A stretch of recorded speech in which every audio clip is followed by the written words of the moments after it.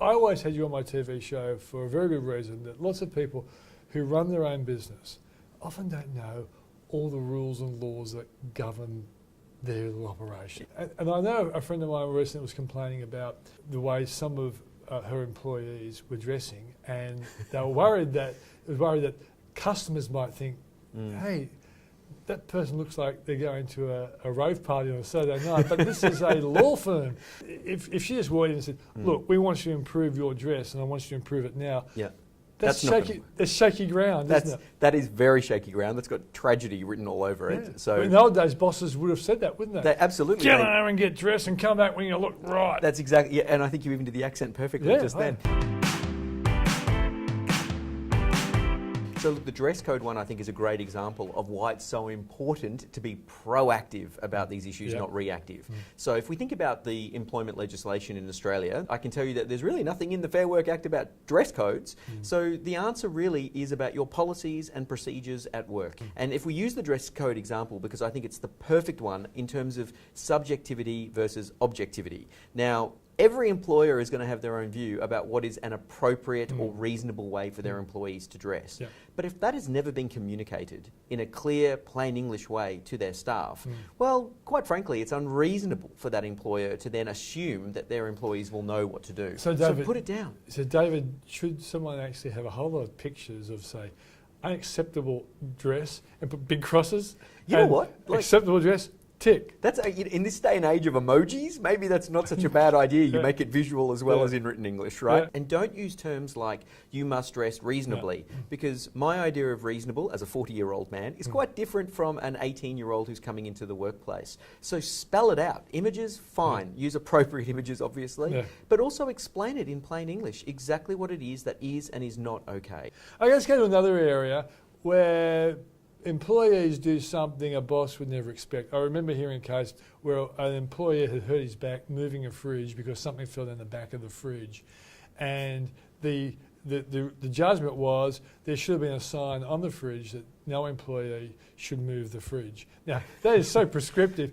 Who could have anticipated that? But are there kinds of work safety issues that should be compiled into a set of instructions? Look, we are in the age of having to put warnings on everything. I mean, our coffee cups tell us at the top there, it says, caution, contents hot. I mean, that's kind of reassuring. That came from a Seinfeld episode, I think, where Kramer tried to sue someone for hot coffee. I think I remember the episode. But that's the age we live in now. I need to know that my coffee is hot, so they're just telling me every time I take a sip. Depending on the seniority that you have in the organisation, your obligation to your staff is somewhat different. There are higher burdens, if you like, placed on the more senior people running a business as opposed to, say, entry-level workers. But everyone does have certain obligations.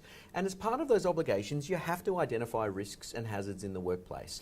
Would it be reasonably practicable for an employer to have identified that the refrigerator was likely to be moved by an employee and that they're going to hurt their back? Well, that's questionable, and I'm not going to give you a yes or no on that because we'd have to know more about the workplace. But an employer is not required to put a warning notice on everything, and you also need to compare and contrast, say, a white-collar office versus a manufacturing plant. Clearly, there are different expectations, and the law recognises that.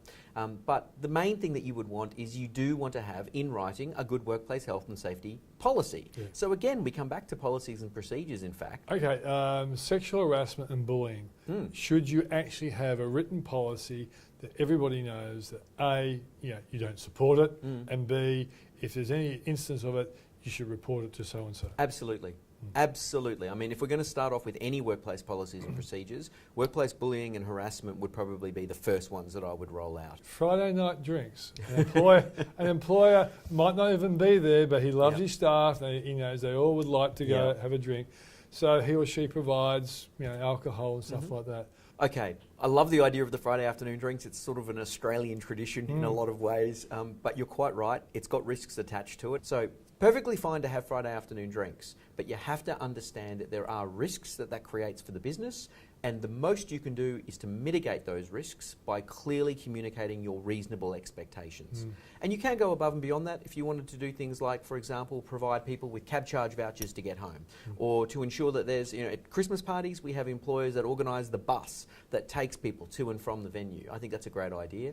And one other really straightforward thing you can do is to make sure that there's a clear cut-off time. So if you're going to have people out at a Christmas function or a birthday function and it's work related, then what you can do is say the official function ends at 10 p.m. And you want to choose a venue that is not open after 10 p.m, so people have to actually physically leave. That sends the message to the staff, the official company event is over. What happens after that is now my responsibility. If you were going into business for yourself, what would you do to make sure that you wouldn't fall foul of all these unusual rules out there, which are there for good reasons, but still a lot of employers would find quite strange? The one thing I would do is actually get good advice. I mean, we pay people to give us good advice in so many different parts of our lives. And we don't buy a house without getting a lawyer to check over the contract. We don't do a lot of things without making sure that we get expert advice. Running a business is exactly the same. Now, what a lot of new business owners do is they get great advice about their insurance obligations, about their taxation obligations, and about their lease for the business premises.